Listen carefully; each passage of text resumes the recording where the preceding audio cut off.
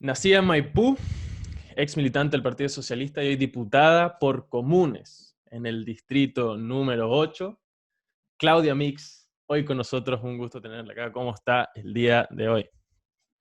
Bien, bien, bien. Igual voy a aclarar algo. Yo milité la Juventud Socialista Almeida en dictadura. No es lo mismo No es lo hablar mismo, que no es lo no, mismo. no es lo mismo, no es lo mismo. Eso es importante decirlo. No tengo 30 años, tengo 51, por tanto viví el proceso de dictadura de una manera distinta, militando un partido también que era distinto, hay que decirlo. Así que prefería Tiene que, aclarar al tiro porque si no, lo llevo en mis hombros como una carga y no tengo intenciones de... sí, no, está bien, me parece bien. Y esas aclaraciones de la edad de uno, creo que es mejor que la haga por su cuenta que yo estarle preguntando, ¿sí? Está bien, está bien. Entonces, nada, bueno, obviamente bienvenida. Qué rico poder Gracias. tener gente de su lado, un poco de la vereda, de lo que están viviendo ahí, tanto en el Parlamento como, bueno, en realidad más que el Parlamento, su casa por ahí, o donde sea que esté puesta, ¿no? Porque a nosotros obviamente nos interesa es eso, es hablar de temas con distintas percepciones. Nosotros somos independientes, no somos de un partido ni de derecha ni de izquierda. Entonces nos gusta tener gente que sí sea clara, como que sí esté metida en uno de esos dos lados. Y obviamente para nosotros lo interesante es hablar de temas cercanos al día de hoy, a la contingencia, y uno de ellos fue recientemente la celebración de los 50 años de haber salido electo el expresidente Salvador Allende, ¿no? Y bueno, por supuesto, muchísimos representantes, muchísimos activistas y políticos hicieron esta como un poco una presentación en redes sociales, hablando un poco del tema y diciendo qué es lo que ellos piensan al respecto. Usted no se quedó fuera de ese grupo. De hecho, subió, por supuesto, una imagen en la que fue a dejarle una rosa. Y a mí me gustaría preguntarle, por supuesto, porque obviamente nosotros podemos tener distintas percepciones del tema, pero yo lo que quiero saber en concreto es que, si bien hay que oponerse a la violencia, ¿verdad? En todas sus formas, yo creo que eso ya es algo que está súper claro. Y yo también creo que No, pueden... pero, ay, ¿Se escucha? te Sí, había pegado un rato. sí, sí, se Ya, había quedado pegado, pensé que era yo, vale, pero no. vale, esta conexión no sé. Ya, Pero si bien es claro que hay que oponérsela a la violencia, yo genuinamente creo que dos cosas pueden ser ciertas a la vez. O sea, tanto Pinochet fue un dictador, y eso es algo que sucedió, ¿verdad? Y hay que reprochar en cierto grado, o sea, totalmente. Y también puede ser cierto a la vez que Salvador Allende no necesariamente fue un presidente que generó bienestar económico, bienestar en las personas en sí. O sea, también esas dos cosas pueden ser ciertas, por lo menos en los datos. O sea, se multiplicó por 20 la inflación, por 10 el déficit fiscal. Yo creo que igual son cosas que son concretas y reales, ¿verdad? Entonces, como a mí me cabe esa duda de, para su persona, ¿qué son las cosas que uno debería celebrar y por qué habría que celebrar a la figura de Salvador Allende? bueno, ahora sí agradecerles la invitación después de la aclaración de mi biografía, ¿no? Pero mira, yo creo que para quienes venimos del mundo popular y para quienes también, cuando yo digo venimos del mundo popular, también hablo de las familias de uno, de los padres, de los hermanos. Yo soy la penúltima de una familia de 2 hermanos, donde mi madre votó las 4 veces por Allende. ¿Ah? El día del triunfo de la Unidad Popular, el 4 de septiembre, lo buscó junto a varios hermanos, los llevó de la mano, en el hombro, para poder escuchar el discurso del presidente. ¿Por qué te lo digo? Porque yo creo que el significado del triunfo tiene un significado distinto para quien lo percibe también, de una forma distinta. Puede ser que para el mundo popular, para el mundo trabajador, el triunfo de Salvador Allende significaba eso, la esperanza, primera vez que el pueblo entraba a la moneda a través de una elección de esa naturaleza, lo que significaba a lo mejor para quienes defendían los intereses económicos, incluso los intereses foráneos, se transformaba en una amenaza, lo que significaba que eso quizá para los sectores de centro era cierta inestabilidad. Yo creo que uno no puede cerrarse a que un hecho histórico no signifique distinto o se vea de una manera distinta dependiendo del punto de vista o de la percepción que tengan, digamos, distintos mundos. Yo creo que es importante tenerlo presente. ¿Por qué lo digo? Porque la influencia de la figura del triunfo de Salvador Allende en Chile, claro que tiene un carácter histórico que además no es el expresidente, siempre va a ser el presidente, porque además él murió en ejercicio, ¿no? Y eso es importante decirlo, así como Pedro Aguirre Cerda también, ¿no? Y la connotación que tiene en la historia de nuestro país, pero también a nivel latinoamericano es tremendo. Es un ejemplo democrático, porque nadie le puede cargar a Salvador Allende ni una muerte, ninguna. Podemos estar de acuerdo que fue un proceso difícil, distinto, con mucho bloqueo económico, porque también significaba para unos sectores de la economía y de la política una amenaza a sus intereses particulares. Y no le hicieron el camino fácil, no se la hicieron fácil. Hemos tenido 7 días los camioneros tomándonos las carreteras con un gobierno que de una manera u otra apoya esa demanda, y así todo en esos 7 días se generaron desabastecimientos, se generó problemas con las llegadas de la ambulancia, lo reconocieron los mismos ministros de este gobierno. Imagínate tener a todos los camioneros en contra, imagínate tener toda una estrategia de bloqueo económico. Por supuesto que hubo desabastecimiento, nadie lo niega. No lo dejaron gobernar. Esa es nuestra postura, no lo dejaron gobernar. Lo que nosotros celebramos es que por la vía democrática se llega con un proyecto popular a la moneda sin ni una muerte, sin matar a nadie, por la vía electoral legítimamente. Yo creo que eso se transformó en un ejemplo para la región y para el mundo. Era la primera vez que se podía llegar por esa vía con una construcción de un modelo económico que era distinto al imperante, que incluso distinto al que se instala después del golpe militar. Entonces yo creo que es legítimo que para cada uno tenga un sentido distinto. Para nosotros es histórico. Es histórico por lo que significó para la mayoría del pueblo chileno, para la mayoría. Porque no hay que olvidarse que la mayoría del pueblo chileno son trabajadores y trabajadoras. Sí, por supuesto que por supuesto en ese contexto las personas que votaron, obviamente el hecho que haya ganado una elección significa, viniendo del discurso que traía, por supuesto, del pueblo, significa un logro, llegar a la presidencia teniendo esos factores en contra que usted menciona. Por supuesto que gente como Nixon hubiera dicho que estaba preocupado de que Chile se convirtiera en una nueva Cuba, por ejemplo, como ese tipo de cosas, a mí me hace algún sentido, ¿no? Algo como de estar en desventaja y lograr una victoria. Eso es algo que uno puede decir que tiene un sentido, ¿verdad? Por lo menos el que yo le escucho. Sin embargo, no sé, y también hay cosas, por ejemplo, un acuerdo al cual se llegó con una aprobación mayoritaria en el Congreso, en el cual se le acusó de violar la igualdad ante la ley con distintas discriminaciones, que atentó a la libertad de expresión, cerrando algunos medios de comunicaciones ilegalmente.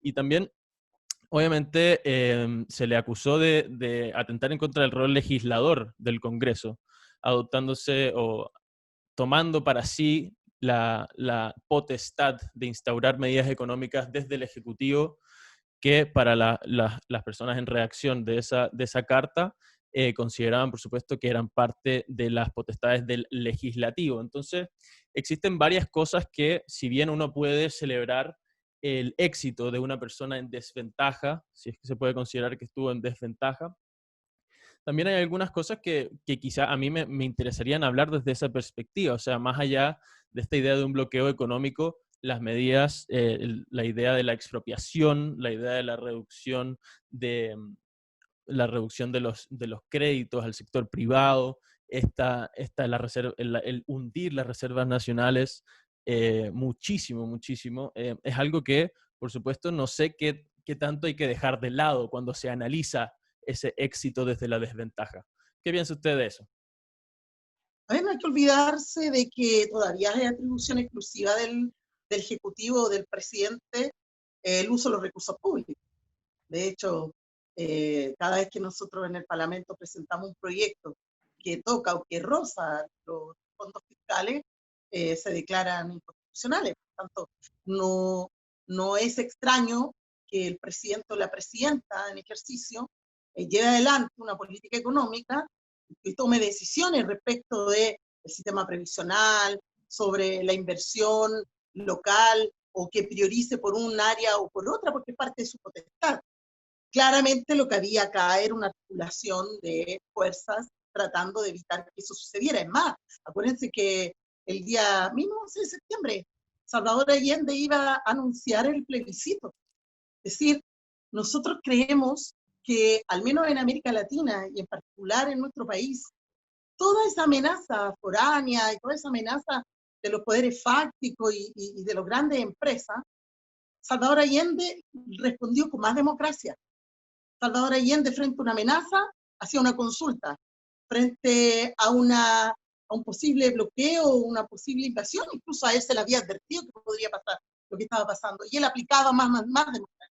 Por eso yo creo que efectivamente se transformó en un ejemplo como presidente, un ejemplo no solo en nuestro país, para quienes nos declaramos allendistas, sino que también para la región, porque nunca jamás estuvo dentro de sus opciones violar la Constitución, pasar a llevar la voluntad popular, y eso yo creo que hay que reconocerlo. Es independiente de los errores. Este gobierno ha tenido muchos errores y nadie lo ha ido a sacar de la moneda.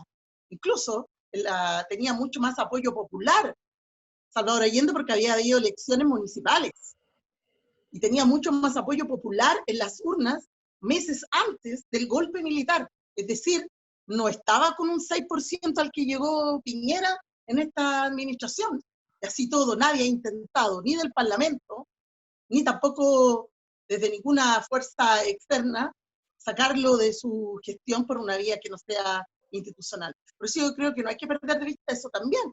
Hemos tenido, incluso el gobierno anterior de Michelle Bachelet llegó a tener un 13% de esa aprobación, y fue el mismo Sebastián Piñera que salió a decir, oye, debería renunciar con ese nivel de desaprobación que tiene, ¿cómo es posible que continúe en la moneda? Y ya todos fuimos testigos durante este año que llegó a un 6%. Claro. Es decir, por eso yo creo que no es menor, es bueno también mirar esos datos. Salvador Allende, la Unidad Popular, gana una elección municipal con un apoyo de sobre el 40%. Y después iba a anunciar un plebiscito para resolver algunos de los temas que estaban en conflicto por esa vía. No hay ninguna crítica que hacerse. Entiendo entonces, por lo menos de lo que me queda, por supuesto, aparte de que Piñera es un ejemplo claro de que por la boca muere el pez, ¿no? Que esta celebración hacia Allende es más por una idea de perseguir un ideal democrático que por la calidad de sus decisiones al estar en la moneda o ser el ejecutor o el administrador de los bienes del país, ¿no? Y en cierto grado uno puede también escuchar eso, o sea, si bien uno es de derecha o de izquierda, uno también tiene que ver los resultados, que los números hablan por sí solos, tanto en cuánto aumentó la inflación como en el resultado de esa elección específica. Ahí por lo menos tenemos eso un poco más aclarado, que es esa persecución de la democracia, lo que se celebra más allá de los errores que uno puede ver económicos, ¿no? Sí, sí, por supuesto. Y Pero otro... Ricardo, ¿sabes qué? Es bueno no perder nunca de vista. No es lo mismo tener el poder político que tener el poder económico. No es el único ejemplo en Latinoamérica que ha logrado ser gobierno, pero no han tenido el poder económico. Y ahí se da ejercicios de bloqueo por la misma razón. Es distinto. Imagina, mira el caso ecuatoriano. La voluntad popular del pueblo ecuatoriano se interrumpe porque el presidente electo, que sale electo por una coalición, cambia totalmente su postura política, termina traicionando aquel voto por el que fue electo. Yo te lo digo porque al final es importante no perder de vista que hay otros factores. Sabes que nos cuesta tanto ser gobierno, pero pucha que cuesta ser buen gobierno y tener en sintonía los poderes del Estado trabajando en forma articulada. Pero hay un poder económico que no lo maneja el Estado. Y ese fue finalmente el poder económico, ese fue el poder que influye en la caída principalmente de Salvador Allende. Hola, diputada. Hola. Reiterarle nuevamente las gracias por aceptar la invitación. Yo me quería quedar un poco con este discurso del pueblo del allendismo y un poco saliendo también del tema de Allende, que yo creo que ya lo tocamos, pero me llama mucho la atención el concepto de pueblo que se utiliza actualmente. Es indudable que en un contexto de Guerra Fría, durante gran parte del siglo XX, el pueblo significaba un conjunto monolítico de personas que se asocia más bien a una dimensión popular, es decir, a condiciones precarias económicas y todo esto que viene del marxismo, del pueblo y del obrero. Pero me parece que esa concepción en el siglo XXI ha cambiado, y esto está analizado en la literatura extensivamente. Hay algunos autores que hablan, por ejemplo, de este movimiento cognitivo de los electores, y que los electores tienen mucha más información debido a las redes sociales, se sienten mucho más empoderados, y por tanto el pueblo ya no sería este conjunto unívoco de gente popular que vive en hacinado, sino que más bien sería una cuestión media diversa. Obviamente sigue manteniendo esa arista popular, pero ahora están las clases medias, las clases medias bajas, altas. Entonces, así como yo critico el discurso del patriotismo de esa derecha popular radical de José Antonio Caz y ese tipo de cosas, yo también hago un poco una crítica al concepto de pueblo que utilizan actualmente un cierto sector de la izquierda, su conglomerado en especial. Entonces me gustaría saber su opinión sobre eso. ¿No ha cambiado el pueblo su fisonomía, su estructura, y por tanto el pueblo ya no significa el pueblo en lo que significaba con Allende? O sea, porque claramente Allende apelaba a un pueblo que era más estricto en su concepto, que era gente de raigambre social muy precaria, pero ahora el pueblo como incorporó otras sensibilidades sociales. Entonces, quería hacer su reflexión respecto a eso. Mira, importante, interesante el tema que pones, Jorge, porque efectivamente estuvimos 30 años creyendo precisamente aquello que tú estás planteando, que éramos ciudadanos con derechos, que habíamos superado ese espacio de la precariedad, que el pueblo era casi aquel, estoy incluso en un término figurativo, diciéndote que el pueblo, así tal como lo planteaste, el pueblo era una unidad social que tenía ciertas características que representaban la marginalidad, la pobreza, e incluso la baja escolaridad, etcétera, etcétera. Y frente al modelo económico que se nos instala a fuerza del golpe, a propósito de eso, se instala una lógica distinta, donde queda fuera la solidaridad, donde se inserta la competitividad, donde se inserta el consumo de manera potente, ¿no? Y donde se construye una idea de clase media que era esa representación del emprendimiento, del mérito, ¿verdad? Y que fíjate tú, que a pesar de que creo que varios en mucho tiempo logramos, nos convencimos de esa transformación, de la descripción de quienes vivimos en esta patria, después del estallido social nos terminamos de dar cuenta que no era tal. Después del estallido social vuelve a florecer aquello que pensamos que estaba desaparecido, que era ese sentido de identidad colectiva, donde efectivamente la gente no estaba tan bien como creíamos, donde sí habían profundas desigualdades, y se reconstruye desde allí, fíjate tú, sin nosotros, desde el conglomerado o desde la élite, o desde hoy día se llaman pueblos, dejaron de ser ciudadanos, dejaron de ser de clase media. Fíjate tú todos los errores que ha tenido el gobierno para poder implementar políticas y medidas económicas a la clase media. ¿Sabes por qué? Porque al final del día son todos trabajadores precarizados, son muchos trabajadores independientes que ya están en la pobreza, son todos trabajadores y familias endeudadas, porque tenemos un sistema de educación que, a pesar de que se sustenta sobre la libre elección o la libertad de elección, necesitas plata para aquello, para poder elegir. ¿Ah? Y tenemos un sistema de salud que también está precarizado, que no ha podido responder a esta pandemia como hubiésemos podido responder si hubiéramos tenido un sistema de salud público fortalecido. Por eso es que yo creo que la autoidentificación, así como cuando en el censo a la gente le preguntaron si se sentían o no identificados con los pueblos indígenas, mucha gente, a diferencia de los censos anteriores, se sintieron identificados. Quizás no tienen ni siquiera una gota de sangre en su cuerpo, pero se sienten identificados con los pueblos indígenas de nuestro país. Esos porcentajes subieron muchísimo. ¿Por qué te digo? Porque yo creo que hoy día la identificación que tienen los chilenos y chilenas con un sector mayoritario de la ciudadanía es que en realidad éramos un grupo de trabajadores, un grupo de familias que aspirábamos a estar mejor, que nos convencieran de que éramos clase media, pero que nunca nos llegaron los beneficios, porque en este modelo de chorreo económico pasaban por nosotros esos beneficios, pero que había que leer efectivamente en qué consistía ese beneficio. Porque piensa tú que solamente el presupuesto de la nación es construido principalmente con los impuestos de todos los chilenos y chilenas. En términos porcentuales, bastante bajo lo que aportan las grandes empresas. Es decir, todo lo que el endeudamiento hace mover a la economía, como esta clase media, que yo creo que hoy día me la cuestiono, porque finalmente han sido en este periodo los más precarizados y han tenido que incluso recurrir a pedir servicios y apoyos, beneficios al Estado que nunca pensaron iban a pedir. Nosotros hemos estado con nuestros equipos en la calle así, y postulando a la gente, haciéndole su registro social de hogar y jamás habían pensado que iban a tener que hacerlo.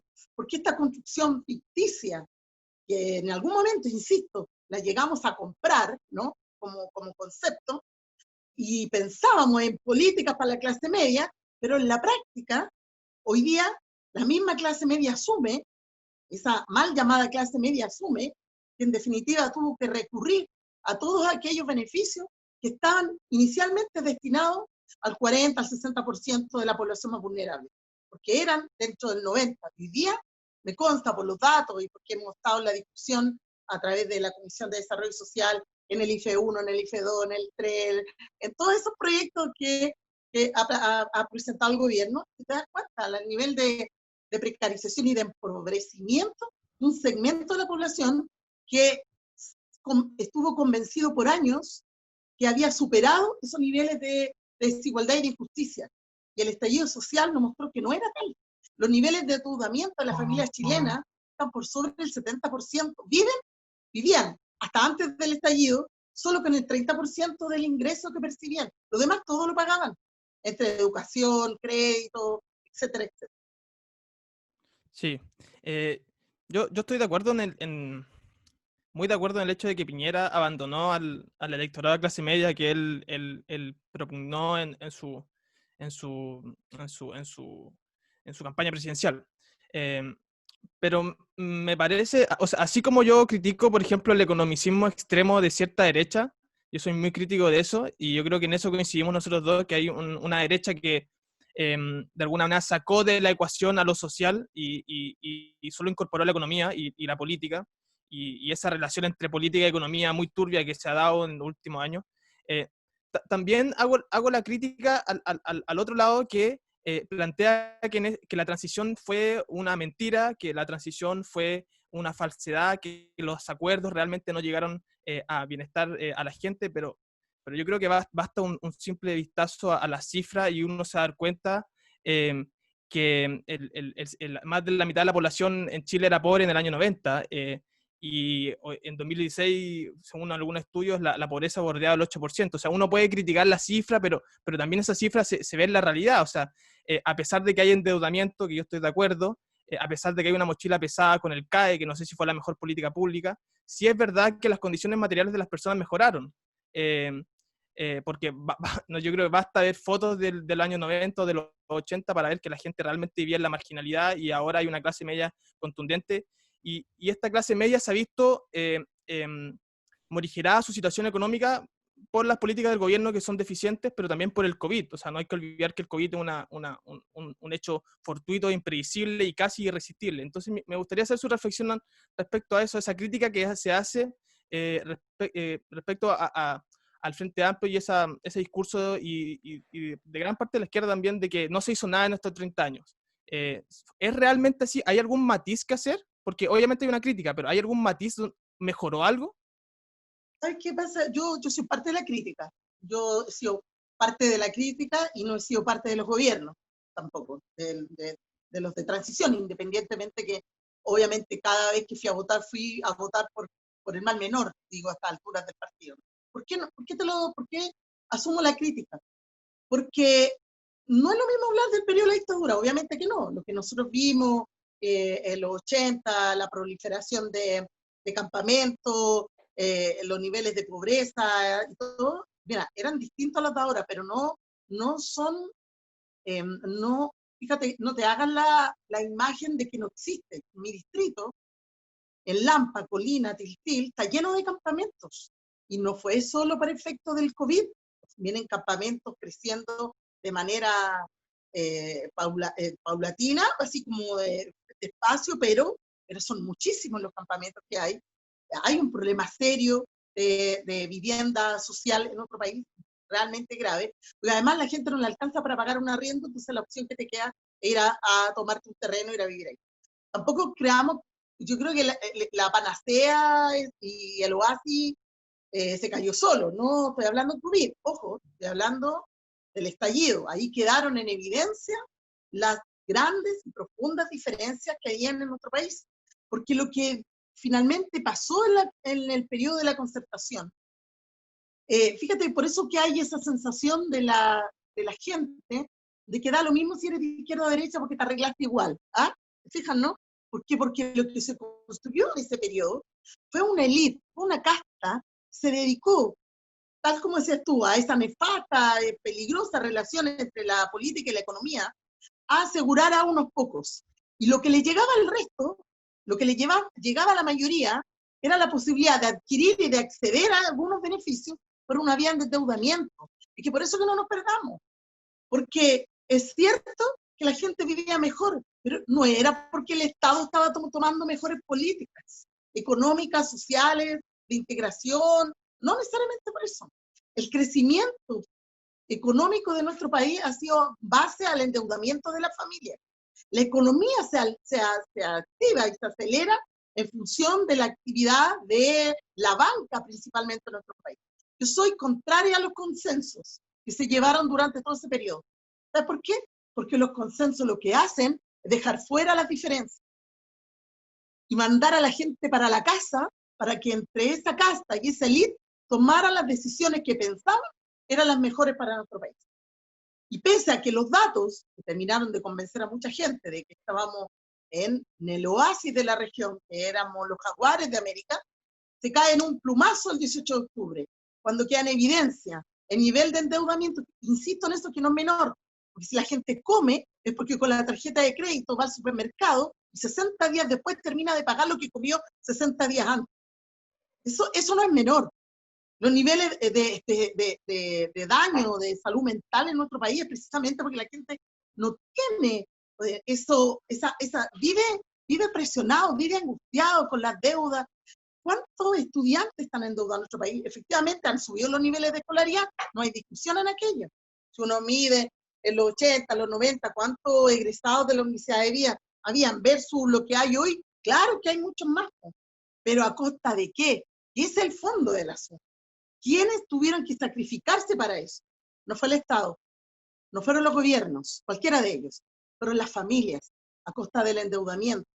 Entonces, yo creo que eso no es menor perderlo, porque hay otros países, incluso de distintos signos políticos, que al menos aseguraron el bienestar en cuestiones básicas. Piensa que Macron, cuando empezó toda la pandemia, lo primero que sale a decir, presidente de derecha, lo primero que sale a decir es: parece que tuvimos que dejar la salud en manos del Estado. Y lo dice él, y no solo él. Vamos a echar un botón, la canciller alemana también da muestras de inteligencia cuando dice el Estado tiene que invertir en las empresas estratégicas. No podemos dejarlas en manos de los privados. En transporte aéreo, en fábricas o empresas que son digamos, de productos esenciales, porque uno nunca ni legisla, ni hace proyectos de vida, ni siquiera proyectos políticos, donde incluye la posibilidad de una catástrofe. Claro. Fíjate que muchas veces se ha discutido eso. Fíjate tú que en vez de tener quizás fuerzas armadas y gastar tanta plata en lo que gastamos en fuerzas armadas, y la lógica de las fuerzas armadas es que las preparamos por una guerra que a lo mejor nunca vamos a tener, y bacán que no la tengamos. Pero ¿por qué también no tenemos destacamentos de salud que estén preparados para las catástrofes y los financiamos de igual manera? Pero no están en las prioridades de los proyectos de los gobiernos, ni tampoco han estado en las prioridades de los estados. Entonces yo creo que todas esas cosas hay que preguntárselas. Yo no tengo la receta, pero creo que claramente, lo que nos vendieron como un modelo económico, hoy día ya no es exportable, tenemos las mayores cifras, estamos entre los 10 países con más contagios, no solo en esta pandemia, hay otras pandemias que han pasado muy desapercibidas. Yo estuve a cargo de una comisión investigadora donde llegamos todos los datos de la pandemia del VIH. Es una pandemia a nivel mundial. Que no se aborde como se tiene que abordar es distinto. Y también estamos entre los 10 países con más casos en el mundo.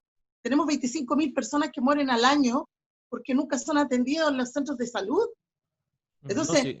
por eso hay que darle más una vuelta al modelo. Yo creo que no es tan como para ir a prender velitas como nos habían convencido mucho Obvio. rato. No, yo, en realidad, genuinamente, uno sea de derecha o de izquierda, tiene que por lo menos hacerse esa crítica, hacerse esa pregunta de, ok, a nosotros nos vendieron que esto era puro libre mercado y mira lo que nos llevó.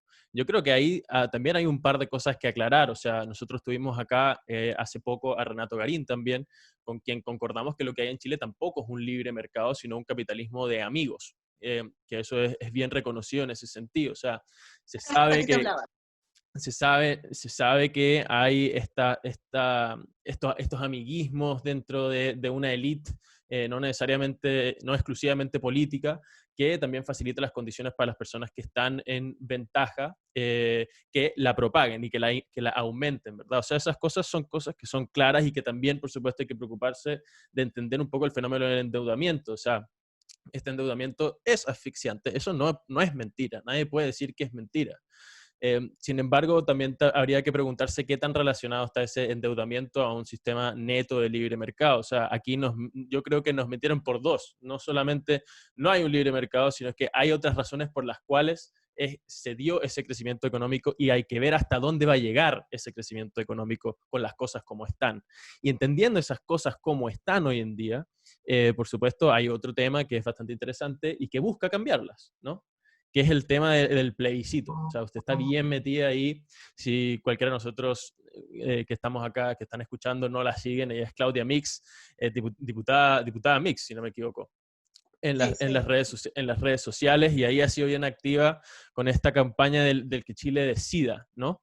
Y nosotros acá nos encanta preguntarle a las personas que están relacionadas a este proceso, que a veces tienden a pasar por encima de los temas. A nosotros nos gusta llegar como a la carne de esta materia, que es entender los puntos específicos. Y yo me metí, por supuesto, a ver qué es lo que estaba promoviendo usted en su Instagram, porque soy un tipo que cree en la libertad de expresión, y usted hace completo uso de ella, ¿no? Al subir este tema de Chile Decide, y tiene algunos puntos que a mí me gustaría revisar, ¿no? Por ejemplo, se tiende, en este Chile Decida puso un par de puntos, por ejemplo, que la salud no está escrita como derecho, ¿verdad? Que la salud no está en nuestra Constitución como un derecho. Así es. Y hay lugares que sí la tienen, como por ejemplo la República Bolivariana de Venezuela. Yo le aclaro, yo soy venezolano, originalmente yo nací en Venezuela, y a mí me consta que por más que en el artículo 83 de la Constitución de mi país se diga que la salud es un derecho social fundamental, una obligación del Estado, la situación de salud en Venezuela es realmente precaria. Entonces, como ese es uno de los ejemplos que deja claro que no necesariamente porque esté escrito algo significa que se va a consolidar. Lo mismo con el tema de la educación como derecho. En Argentina se considera, según la Cancillería, como un derecho a la educación. Sin embargo, según Noema, que vamos a dejarle el link aquí abajo, por supuesto, para que lo vean, en Chile o sea, en Argentina hay el doble de jóvenes analfabetas que en Chile, cuando en Chile no es un derecho que esté en la Constitución. Lo mismo en Holanda, también usted pone un punto que dice que Holanda tiene el mismo PIB que Chile, ¿verdad? Y nosotros tenemos peor salario que ellos. Entonces tiene que estar en la Constitución. Sin embargo, uno se mete a leer la Constitución de Holanda y no está escrito como un derecho el salario mínimo. Entonces, ¿usted cree genuinamente que solamente por anotar las cosas en la Constitución, esos cambios se van a materializar? Bueno, yo creo que obviamente como todas las cosas y las palabras construyen realidades. Cuando decimos que las palabras construyen realidades, cuando a mí me dicen que yo tengo acceso a la salud, pero no tengo derecho a la salud, es decir, yo puedo llegar a una farmacia, mirar el remedio que voy a necesitar para tratarme un problema de salud y quizás no lo voy a poder comprar. Puede ser que yo pueda tener la posibilidad de elegir entre atenderme en una clínica y en un hospital, pero claramente al terminar de discutir esa decisión internamente, no voy a poder entrar a la clínica privada porque mis recursos no me lo permiten. Es decir, el acceso, la libre elección, que es una columna vertebral de nuestra Constitución, nos permite elegir todo el tiempo. Ustedes pueden elegir dónde educar a sus hijos, pueden elegir dónde atenderse, pero en la realidad no es así. Y qué bueno que tocaste el tema de la salud, porque cuando nosotros cuestionamos, yo estuve un año en la Comisión de Salud y vuelvo el próximo año, uno de los aspectos que discutimos y respecto a los proyectos que nos tocó abordar, por ejemplo, con la ley de fármacos, cuando nosotros decimos que el Estado, cuando los medicamentos se declaran de interés nacional, decimos entonces que el Estado no solo puede controlar monopolios, no solo puede controlar los precios, sino también el stock. Cuestión que no puede hacer ahora. Cuando tú le das características a través de la Constitución, a través de las leyes, la protección a cuestiones tan esenciales como los medicamentos, aseguras el acceso real a ellos. No es una manifestación superficial, porque no es el derecho a la salud, es el acceso a la salud. Lo mismo en la educación. Entonces, claro que es importante diferenciarlo. Claro, y cuando nosotros, mira, no tuviésemos que tener que hablar del salario mínimo, por ejemplo, ahora que viene la discusión, el gobierno anunció que va a tener un reajuste del 0%. De verdad, si los sueldos en este país, de los trabajadores y trabajadoras de nuestro país, fueran por sobre el sueldo ético, que incluso lo ha planteado la misma Iglesia, ¿tendríamos que sentarnos a discutir del salario mínimo? Si las condiciones de sueldo y las condiciones de vida de los trabajadores fueran mejores, no tendríamos que ir a pelear por el mínimo, porque serían tan pocos los trabajadores, y ojalá ninguno, que tuviese que acceder al salario mínimo. Por eso que yo creo que más allá de asegurar un salario mínimo, uno tiene que asegurar un conjunto de derechos, de consagración de derechos que permitan vivir bien, vivir mejor, sin tener que ir a pelear cuando uno hace en una negociación colectiva. Yo fui dirigente sindical. Cuando uno va a negociar una negociación colectiva en un sindicato, no negocia en función del sueldo mínimo. Tú te pones una meta en función de lo que esos compañeros y compañeras de tu sindicato, en función de la labor que desarrolla, deberían ganar. Entonces, por eso que la discusión del salario mínimo es bastante básica y es bastante compleja y triste, porque tenemos que en el fondo reconocer que hay mucha gente que percibe un ingreso por debajo de la línea de la pobreza. Eso es lo más complicado. Con respecto a la educación, te voy a contar porque yo he hecho muchas cosas en mi vida. Una de ellas es que soy alfabetizadora de adultos, ¿ya? Y estuve en barrios de nuestro país, de mi comuna en particular, yo vivo en Maipú, haciendo recuperación y nivelación de estudios. Fíjate tú que cuando se crea el programa Chile Califica en nuestro país, en el año 93 más o menos, 95, entre Elwin y Frey, era una exigencia del FMI. Yo te presto plata, yo te presto recursos, pero tú demuéstrame que tienes mano calificada para invertir bien esos recursos. Entonces, ¿qué es lo que se inventa? Porque los niveles de analfabeto eran tan altos y los niveles de términos de educación eran tan bajos que el gobierno de esa época inventa este programa que se llama Chile Califica y le dan la oportunidad a los adultos o a jóvenes que hayan salido del sistema formal de educación a dar exámenes o hacer 2 años en uno, en la noche, rápido, con conocimientos básicos. Yo los conozco porque los he enseñado, porque los sé. Cuestiones básicas, operaciones básicas. Eso no es tener mano calificada en un país. Eso es tapar la real situación de educación que tiene nuestro país. Eso es tapar los niveles de analfabetismo que vivimos en nuestro país para poder cumplirle a un organismo técnico, económico que te va a entregar plata, si tú le demuestras que superaste la barrera de la ignorancia y de los niveles de escolaridad. ¿Te fijas? Entonces, hablemos de las cifras, son cifras manejadas, falsas, que buscan un objetivo distinto. Porque cuando yo le entrego a un adulto, le enseño operaciones básicas, yo no le estoy enseñando una herramienta para defenderse de la vida laboral, necesariamente. Eso no es mano calificada. Entonces, ojo con eso, porque yo estudié trabajo social y me he desarrollado principalmente en eso, en esa área. Y cuando tú te enfrentas a adultos que no saben leer y escribir, en pleno siglo XXI, a propósito de este cuestionamiento de la clase media, incluso tienen auto, y yo no me explico cómo tienen licencia de conducir, pero no saben leer y escribir, uno dice, ¿qué pasó allí? Era más importante tener un auto que preocuparnos de que ese trabajador, efectivamente, no solo aprendiera a leer y escribir, sino que tuviera una herramienta que le permitiera vivir y defenderse en la vida. No, igual aclarar ahí, si bien hay cosas que hay que visibilizar, por supuesto, dentro de la realidad chilena, estos datos de analfabetismo joven no tienen nada que ver con entes chilenos. O sea, esto es de una página que se llama Gnoema, que se encarga de medir el analfabetismo, es totalmente independiente, así que dudo un poco de si es que están siendo tapados esos datos por alguien en Chile. Yo por lo menos quería hacer esa aclaración. Pero igual está bien aclarar y seguir con ese mismo tema. Sí, yo, diputada, No, dígame, dígame. yo me quería seguir con el plebiscito. Me parece que es un tema muy interesante, sobre todo ahora que empieza a haber esta aurora constitucional en todo Chile, se empieza a acercar el plebiscito, un hito histórico importante indudablemente de la posición que uno tenga. Yo estoy a favor del apruebo. Y a mí me gustaría, dentro de la lógica del plebiscito y entrando un poco más en lo que va a ser la convención, y tomando como premisa, obviamente, que va a salir el apruebo, que todas las encuestas lo determinan así, a mí me gustaría combinar el hecho de lo que va a ocurrir en la convención con una idea que usted elaboró antes, que es la idea de la política como el conflicto. Usted afirma que la política, o sea, que los consensos de estos grandes acuerdos, de alguna manera morigeran o neutralizan el conflicto político que es inherente a los seres humanos.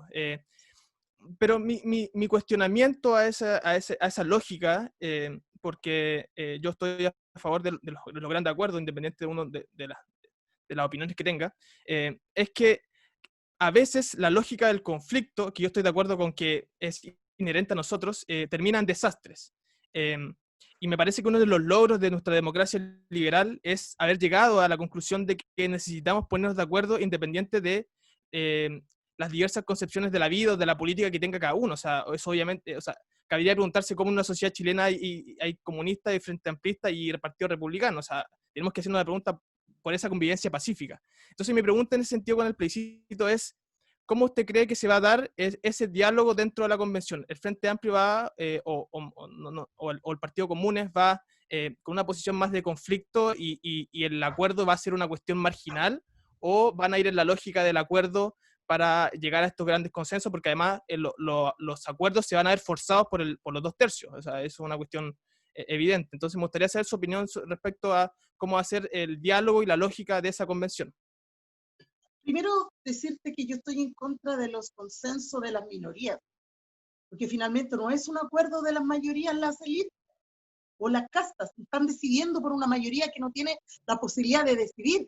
Por eso que a mí me parece que los consensos durante el periodo de la transición no han sido buenos, porque han sido puertas cerradas sin considerar a la mayoría que tenía seguramente harto más que decir. En ese sentido, creo que obviamente el ejercicio democrático del proceso constituyente y de la convención, que espero sea quien gane también el 25 de octubre, la convención constitucional, no la mixta, la con 100% elegido, creo que obviamente se abre ahí la posibilidad de que se revisen cada uno de los capítulos, temas, realidades de nuestro país. En la esencia, imagino que también esto te motiva a ti ir a probar, es que es escribir una constitución política, por primera vez en la historia de nuestro país, ¿verdad? Escrita de la manera en que la queremos escribir, que quizás podríamos concordar en que siempre es perfectible, sí, seguramente sí, pero el contexto en el que estamos, en el país que somos, hoy día nos permite construir y escribir la Constitución de esa forma.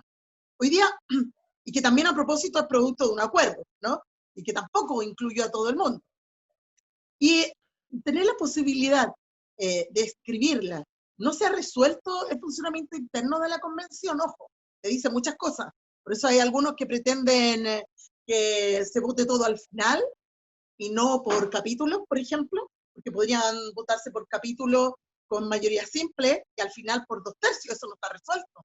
No hay un reglamento de funcionamiento, se votará la misma convención constitucional de un sistema de funcionamiento, que son soberanos en ello. Ellos están convocados a una tarea específica, no la que desarrollo yo, no la que hace un alcalde, no la que hace un concejal, y mucho menos la que hace el presidente. Y ellos se van a tener que dotar de un funcionamiento interno donde elegirán las formas de llegar a acuerdos con algunos capítulos, contenidos, aspectos, que espero sea la Constitución, que después digamos, no, por último, nos dure 20 años, que sea el Chile de hoy, que al verlo digamos, sí, mira, sí, somos nosotros, ahí estamos con nuestros problemas, con nuestras con nuestra identidad, con nuestras costumbres, etcétera, pero es nuestra. Y creo que ahí no hay una postura de ir a poner el dedo en la llaga, ni mucho menos en esos aspectos que no sabemos cómo se va a dar. Yo aspiro y espero de que quienes representen a los ciudadanos y ciudadanas en la Convención Constitucional sean fieles representantes de la organización y del mundo social y de todas las expresiones culturales de nuestro país. Y me gustaría igual aprovechar de aclarar que salió una nota por ahí en la segunda donde ponían rostros de candidatos. A nosotros no nos han preguntado, absolutamente, y algunos de esos rostros a mí me llegaron a dar susto, ¿no? Porque creo que hoy día sería más de lo mismo llevar a esos mismos personajes a escribir algo que obviamente existe existe un cuestionamiento de que la comisión sea mixta para que no se mezcle con el Parlamento y que no sean los mismos que de una forma u otra han dañado la relación de la política con la ciudadanía, no le vamos a entregar a ellos mismos esa misma responsabilidad, ¿no? Entonces, por lo menos nosotros estamos abriendo nuestros espacios de candidatos a la constituyente, a dirigentes de organizaciones que levantan las demandas de vivienda, que levantan las demandas de medio ambiente, de salud, etcétera, porque yo creo que si hay alguien honorable en toda esta historia, en estos 2 años o en las 8 elecciones que nos vamos a enfrentar, van a ser los constituyentes. Y van a pasar a la historia porque tienen un rol que es único en nuestra historia.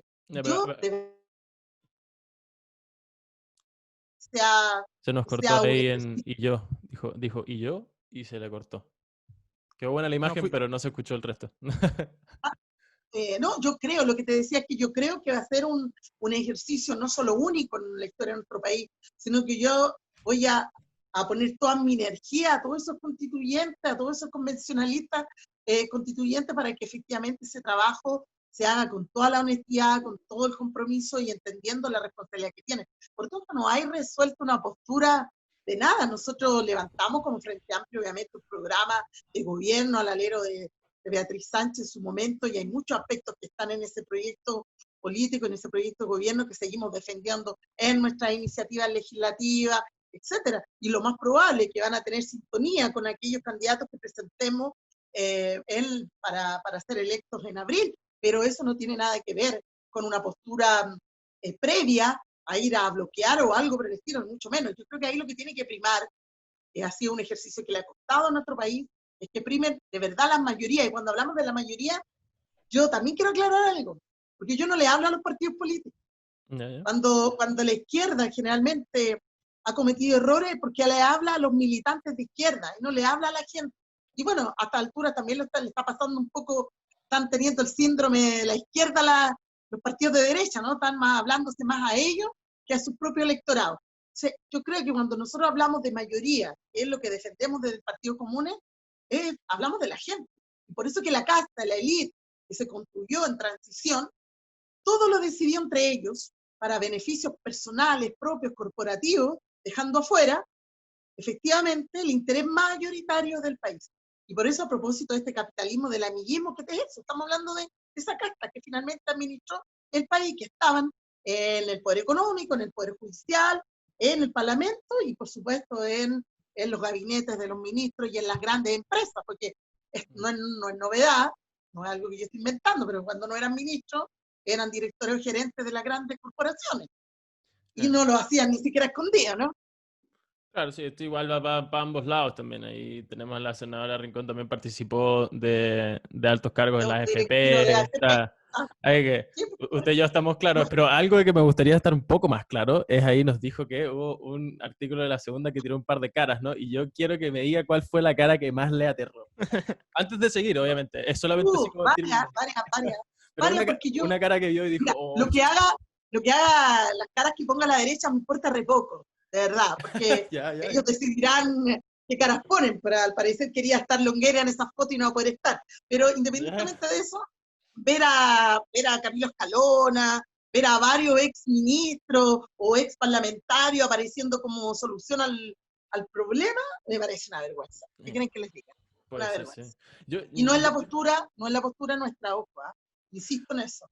Por lo menos acá en el distrito 8, nuestros candidatos ya avanzados, trabajados con ellos y con la organización, hay un representante de Modatima, defensor de los humedales la provincia de Chacabuco, y hay una compañera activa, dirigente reconocida por todo el mundo popular y social, defensora del derecho a la vivienda y el acceso a la ciudad. Es decir, ahí hay una apuesta realmente a que los contenidos, aquí ya empezamos a hablar de los contenidos, de aquellos contenidos que tienen relación con nuestro proyecto político, queden allí expresados de la mejor forma, que representen, insisto en eso, que Eso, efectivamente logre representar a estas mayorías que no tienen la posibilidad de estar en este debate.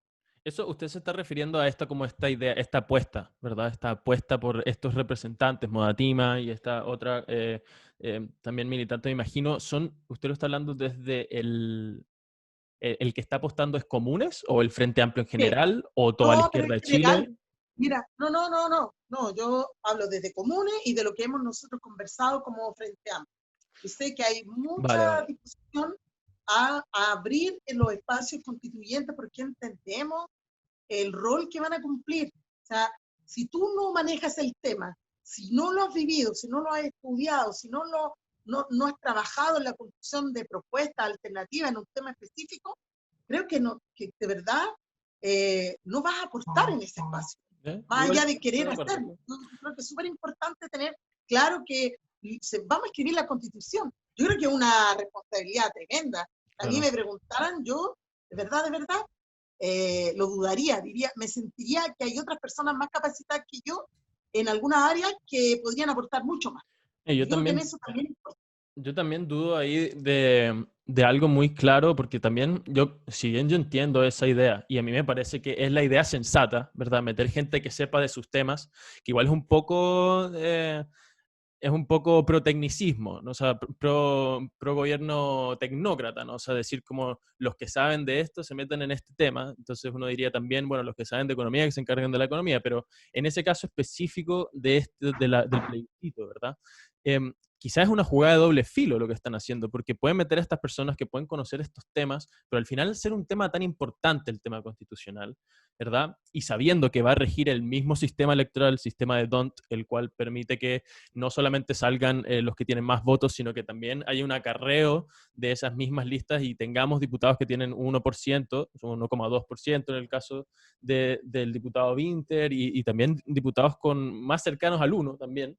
¿Por qué no La derecha decirlo? también hay, la derecha Sí, en la también hay. derecha también, la diputada Karin Luck, por ejemplo, también tiene 1,23. Sebastián Realba tiene un 2 y algo, también no Claro. son En- tampoco cifras Entonces, muy... entonces, entendiendo eso, que de ambos lados hay candidatos que uno podría decir no son los del pueblo, si es que eso es lo que queremos decir, dándole el nombre del pueblo a los votantes, ¿no sería una jugada de doble filo? O sea, porque quizás las personas van a ir votando más por lo que conocen, más por, bueno, mira, yo la verdad es que he sido toda mi vida un poco más de la UDI que de Modatima. ¿Iré a votar más por Modatima que por la UDI? Como, Pero, no es una jugada de no, doble filo sabiendo que tenemos este sistema entiendo, pero electoral. tú sabes que la papeleta no van a aparecer como modatima, van a tener que ir a la lera un partido, de una coalición o de un pacto, claramente. O sea, nosotros no vamos a llevar un candidato que no esté en línea con nuestro proyecto político. Eso está claro, la mirada Ya, ya. que tendrá ese candidato sobre el derecho al agua o con el derecho a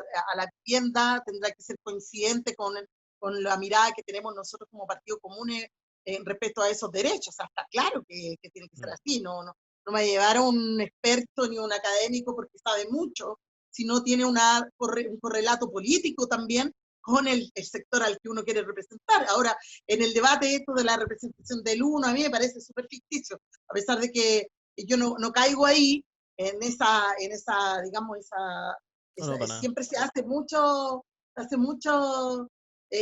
juego, sobre todo de la derecha, como que han tratado de construir una bancada del 1%, criticándonos a nosotros. Pero hay algo que siempre se le olvida. El sistema electoral, obviamente, en Chile también, como todas las cosas, es perfectible. Han ido mejorando, si no, no hubiéramos podido estar una tercera fuerza que nunca tuvo nunca la posibilidad de entrar en nuestro espacio de decisión política porque el sistema no lo permitía. Pero no hay que perder de vista que como las candidaturas son listas de candidatos, la gente vota también por el proyecto. O sea, que tenga un 1% alguien o tenga un 56% en la lista, obviamente hay una preferencia marcada por un candidato, pero ese otro candidato también representa un total de la lista que le permite salir electo. Y eso no es menor, porque hay también una situación que son parte de las falencias del sistema, que generalmente, por ejemplo, mi distrito es súper grande. Maipú, Cerrillo, Estación Central, Quilicura, Lampa, Colina, Tiltil y Pudahuel. Gigante. En las condiciones electorales digamos, de los procesos electorales, es muy difícil que un representante de la comuna de Tiltil, que ha vivido ahí, que ha sido un dirigente jugado, reconocido, validado por su comunidad, me pueda ganar en votos cuando yo todavía he vivido en la comuna más grande del distrito. O sea, las ventajas son notorias. No por eso, no porque ese candidato que era de Tiltil y que sacó un 1%, es menos representativo de su territorio que yo, porque saqué un 5, ¿me entiendo? O un 20. ¿Se entiende, no? ¿Verdad? Yo creo que también es media perversa la relación de la representación, porque entonces lo que hace este sistema es dejar fuera a todos los territorios más chicos de la posibilidad de ser representados. Hay un problema complejo, ¿no? Diputada, yo quería un poco, para ir cerrando, preguntarle un poco por la proyección más allá del plebiscito y más allá de las elecciones de gobernadores, y yendo un poco más a la elección presidencial, que va a ser una elección presidencial muy histórica, porque el próximo presidente va a tener que gobernar esta transición, esta segunda transición, si se podría llamar, con esta nueva constitución. Va a ser un presidente constituyente, lo llaman algunos.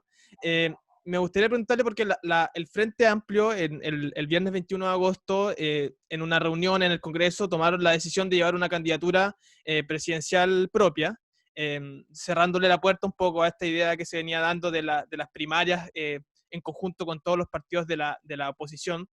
Y ahí me parece un poco raro, y ojo que no quiero que se vaya usted con la idea de que nosotros somos críticos del Frente Amplio, de su partido, de su persona, sino que, por ejemplo, hace poco vino José Antonio Kast y nosotros también fuimos muy críticos de su discurso y cosas, entonces tratamos de hacer un análisis reflexivo. Y en ese mismo sentido, el análisis, me llama un poco la atención esta idea de la candidatura propia, porque la presidenta RD, el partido más grande del conglomerado, en una entrevista a La Tercera, decía, no puede ser la mezquindad y la política pequeña la que terminen primando en un tránsito histórico tan importante. Entonces uno deriva de esa declaración de que la mezquindad y la pequeñez política tiene que dejarse de lado. Pero, y seguido llevan un candidato presidencial propio, negándose a la idea de las primarias, que algunos podrían decir que es un acto de pequeñez política, porque es negarse a abarcar una oposición unida en conjunto para llegar a la próxima presidencial. Entonces ahí mi pregunta es, ¿cuál debería ser la interpretación, según usted, de este acto de llevar una candidatura presidencial propia? ¿Es un acto de mezquindad política o una jugada política y estratégica, ya que su crítica a la ex nueva mayoría es que está en una decadencia y por tanto ir con esa nueva mayoría a una primaria en conjunto sería un acto inconsecuente? A ver, primero, decir que todas las fuerzas, partidos políticos, conglomerados políticos, quisieran llegar con su candidato o candidata a la segunda vuelta. Ese es un legítimo deseo. Sí, yo creo que primero hay que partir como de eso, de que nunca nadie va a descartar la posibilidad de llegar con candidato propio al final del proceso. Acuérdense que la vez pasada tuvimos 11 candidatos resueltos en primaria. Bueno, es legítimo, yo encuentro que es legítimo y es muy bueno que ojalá hayan muchos candidatos. ¿Pero no un poco mezquino eso? ¿No un poco mezquino eso? No, porque yo creo que cuando hablan de la oposición, hay un error ahí, porque no es una sola oposición. Nosotros somos distintos como oposición a cómo ejerce su oposición la democracia cristiana dentro del Parlamento. De hecho, hay muchos proyectos que ellos han terminado votando con el oficialismo. Somos distintas posiciones y así hay que tenerlo claro. Tenemos proyectos políticos distintos y nosotros tenemos el legítimo derecho de aspirar, que de aquí a que efectivamente pudiese concretarse, hay todavía un largo trecho, de aspirar a llevar candidato propio. De allí a los procesos de primaria, de definiciones, de acuerdos, de conversaciones, falta un buen tramo, pero yo creo que es súper legítimo que todos, que todos tengan que decir, nosotros vamos a ir con nuestro candidato propio. ¿Quién podría bajarse de una discusión y un debate político antes de empezarlo? Me parece que que nadie. Pero segundo, y lo más importante, es que para nosotros este tema no está resuelto todavía. No fue el tema central de la jornada. No fue el tema central de la jornada. El tema central de la jornada, de esa jornada, que era de la bancada, no del Frente Amplio, por tanto tenía características particulares.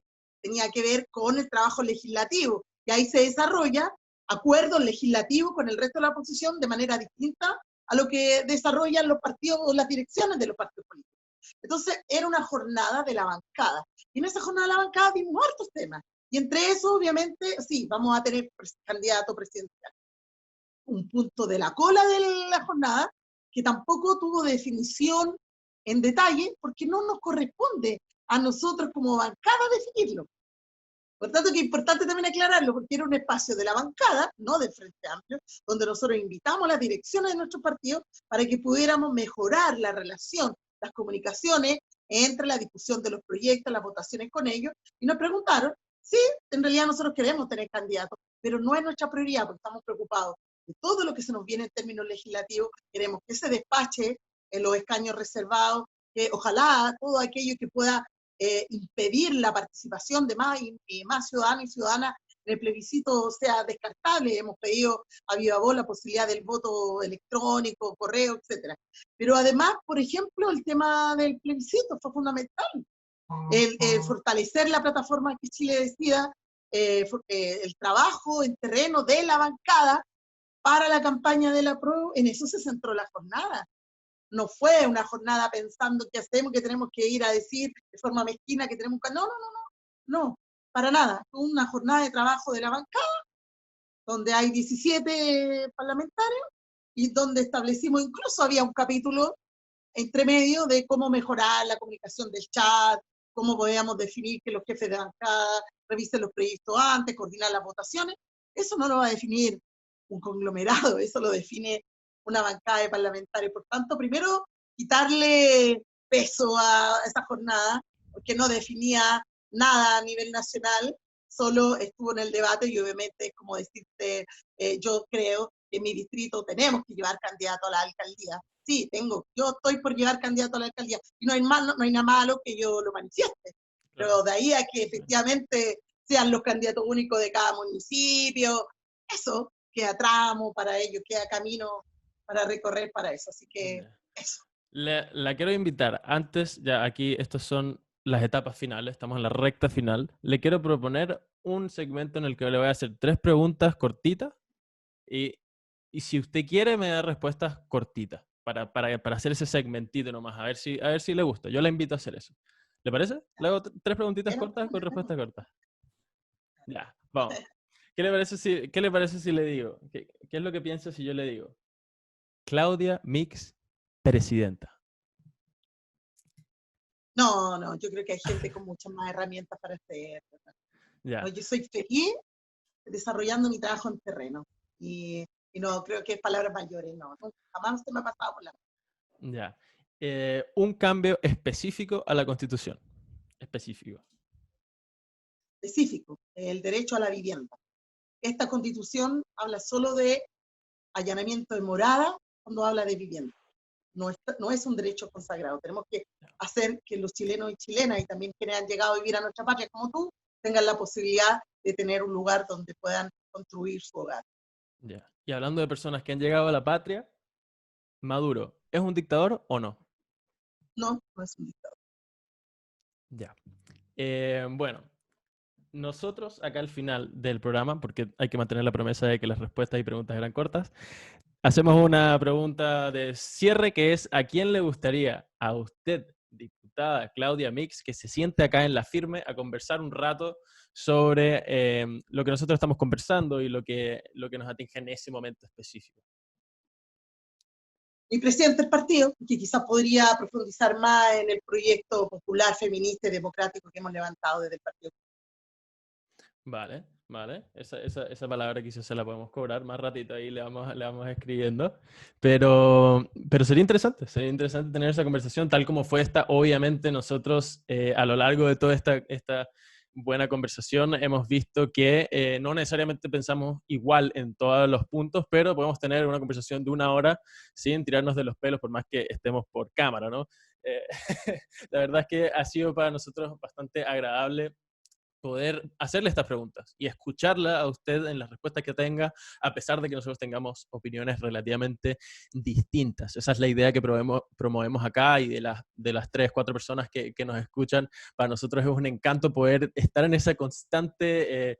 en ese constante intercambio, ¿no? Eso es lo que más nosotros valoramos, y obviamente nosotros le damos todas las gracias al mundo por aceptar a eso. Eso es no menor, para nada. No, no, gracias a ti, Ricardo, Jorge, obviamente por la invitación. Uno siempre tiene que estar dispuesto a convencer, pero también a ser convencido y convencida. Así que creo que eso es lo rico del debate, de la discusión respetuosa y con argumentos, porque también la experiencia, tu experiencia, mi experiencia, son distintas y son igualmente válidas. No existe una verdad única, y eso siempre hay que entenderlo cuando uno está en el mundo de la política. Podemos tener profundas diferencias, las podemos debatir, y cada uno seguirá defendiendo aquello que cree que es lo correcto. Y eso es lo que debiera primar. No No, necesitan dar tanta explicación respecto de que piensen o no igual que el entrevistado. Eso yo creo que de verdad está de más. No importa eso. No podemos estar más de acuerdo con eso, por eso mismo hacemos estas cosas, y les damos las gracias a todos ustedes por estar acá. Antes de la diputada nos preguntó a qué hora iba a salir, pero nosotros siempre cerramos diciendo que ojalá este video y este mensaje les llegue a todos ustedes a la hora que les llegue y donde sea que les llegue, encontrándolos felices, encontrándolos tranquilos y sobre todo en salud. Cuídense mucho, muchísimas gracias a todos los que están escuchando, los 5 de ustedes, los queremos mucho, y que estén todos muy bien. Muchas gracias, diputada, de nuevo. Esta fue otra edición de La Firme. Un abrazo grande. Que estén Tuvimos bien. la oportunidad de entrevistar a la diputada Claudia Mix. Que esté muy bien.